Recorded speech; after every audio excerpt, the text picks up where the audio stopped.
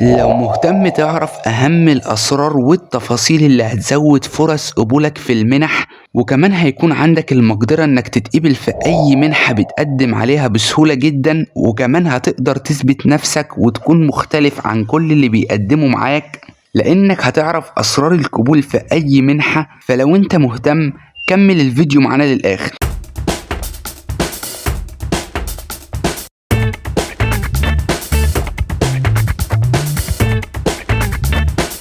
سريعا كده قبل ما نبدأ الفيديو، القناة دي بتساعد كل شخص مهتم بالتقديم على المنح، لأنك هتعرف أسرار القبول في أي منحة، ومهما بحثت مش هتلاقي المعلومات دي على اليوتيوب، لأن المعلومات اللي هتتعرف عليها في الفيديو ده مأخوذة من خبراء في مجال المنح وناس عندهم علم كبير جدا بالمنح ومعرفة أسرار القبول لأي منحة. بمعنى أصح أنا واخد الكلام ده من الناس المديرين بتوع المنح اللي هم بيقبلوا الطلاب أصلا، فهو كلام موثوق فيه بنسبة 100%. فلو انت مهتم اشترك في القناة علشان يوصلك كل جديد. طب اولا كده علشان الناس اللي ما شافتش الفيديو اللي فات، سريعا كده احنا قلنا ان في 4 اسرار للقبول في اي منحة بشكل عام، بمعنى انك لو ما عندكش علم بالنصائح دي مستحيل تتقبل في اي منحة، وفي المقابل لو طورت النصائح دي عندك وحاولت تغير من نفسك فرص قبولك هتزيد جدا في المنح. وقلنا برضو ان ال4 نصائح دول هيساعدوك في القبول لأي منحة بشكل عام،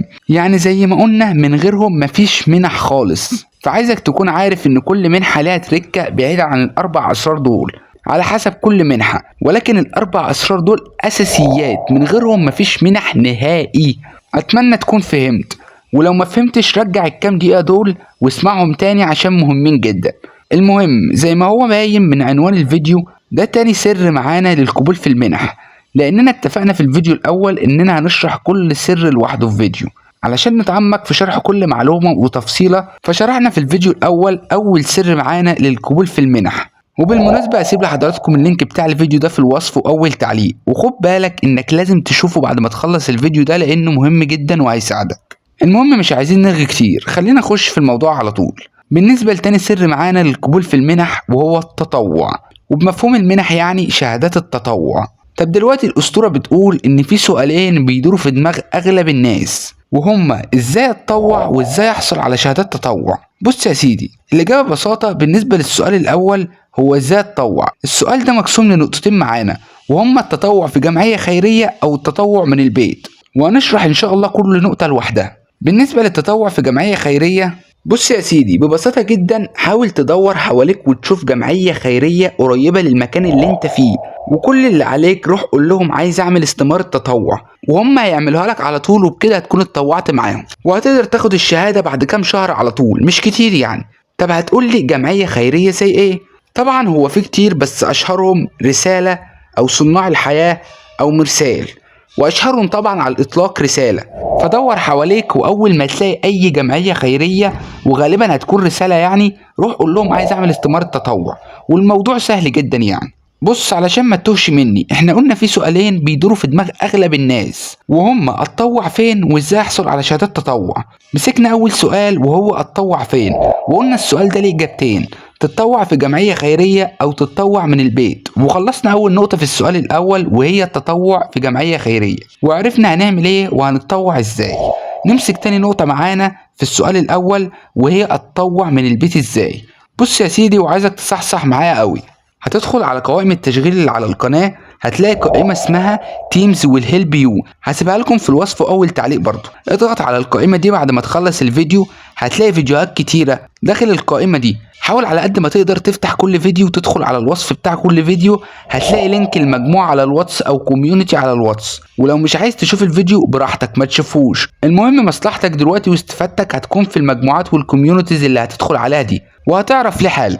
وهنا بقى في سؤال بيدور في دماغ اغلب الناس، وهو انا لما اعمل كده انت المستفاد مش انا، وبعدين انا هستفاد ايه اصلا؟ انا بقول لك عايز شهادات تطوع، عايز اتطوع. بص يا سيدي الموضوع بكل بساطة، اهدى كده الأول لأني هجاوبك على كل الأسئلة اللي بتدور في دماغك حالا.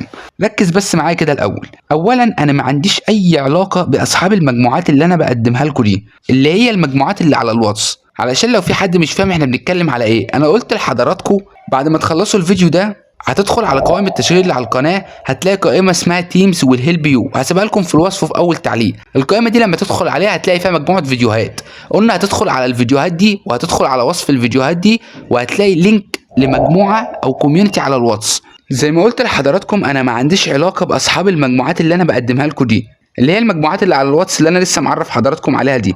الموضوع ببساطه ان انا شخص ربنا كرمني وعرفت ان في ناس عندهم خبرات في مجالات كتيره، فبيعملوا لنا مجموعات على الواتس وبيساعدونا مجانا بكل النصائح اللي هنحتاجها ايا كان مجالنا ايه. فانا قلت بما اني عرفت الحاجات دي وانا متاكد ان في ناس كتيره ما تعرفهاش، فايه المانع لما اساعد بيها غيري واعرف الناس بالحاجات دي علشان يستفادوا منها، وهو كده كده مجانا يعني مش هتدفع اي حاجه.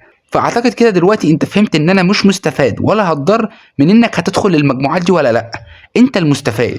تاني حاجة، أنا كصاحب قناة على اليوتيوب الحاجة الوحيدة اللي هتنفعني هي اللايكات والاشتراكات والمشاهدات بس، غير كده دي حاجات ومعلومات بتطلع قدامي فبحاول أساعد بيها غيري على قد ما أقدر.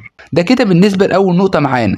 تاني نقطة معانا وهي أنت أو أنتي هتستفاد إيه من المجموعات دي، وهتحصل على شهادات التطوع إزاي، وهتتطوع إزاي أصلا.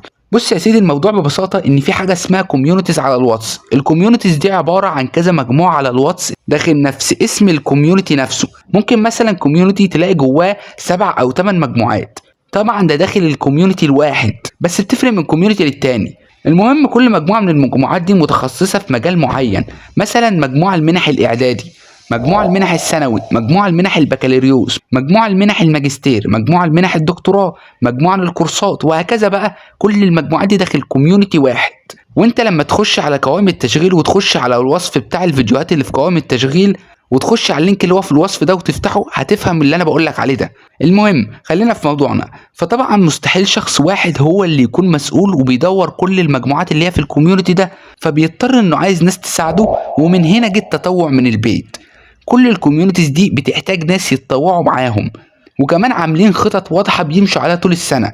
ولو عايز تفهم اكتر عن شغل الكوميونيتيز والتطوع معاهم، في فيديو على القناه هيفهمك اكتر عن التطوع من البيت، هسيبه لحضراتكم في الوصف وفي اول تعليق. شوفوا بعد ما تخلص الفيديو ده هيساعدك جدا، ده طبعا لو انت مهتم تعرف باقي التفاصيل عن التطوع من البيت. المهم انت بعد ما تتطوع معاهم اي كوميونتي بقى ايا كان ايه، بيكون ليك تيكيتات سيشنات مهمه جدا وبفلوس كتيره بره انت بتاخدها مجانا لانك متطوع معاهم.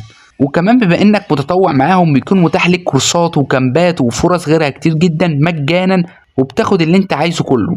ونيجي بقى للنقطه المهمه وهي شهادات التطوع. انت الكوميونتي ده كل سيزون بيديك شهاده تثبت تطوعك معاه، ايا كان المجال اللي انت متطوع فيه ايه وايا كان الكوميونتي ده ايه. والسيزون في الكوميونيتيز حوالي من 2 ل3 شهور كده. وزيدك من الشعر بيت كمان ان الناس اللي بيكونوا مجتهدين وبيعملوا التاسكس اللي عليهم على طول وبسرعه بياخدوا ريكومنديشن ليتر، خطاب توصيه من الاداره بتاعه الكوميونتي ده، وكمان مجانا مفيش فلوس خالص. كل الحاجات دي بتاخدها مجانا وبتقدر تقدم فيه في اي منحه وانت مطمن، وبيكون اضافه قويه جدا جدا جدا جدا ليك. ولو قلت جدا من هنا لبكره مش هوفيها حقها، لان انا عايزك تتخيل معايا الموضوع. انت متطوع، انت قصاد المنحه كده دلوقتي هم شايفينك شخص متطوع واخد شهاده تطوع واخد خطاب توصيه من الجهه اللي انت متطوع فيها، قنبله وانت بتقدم على المنح وهتتقبل بسهوله جدا.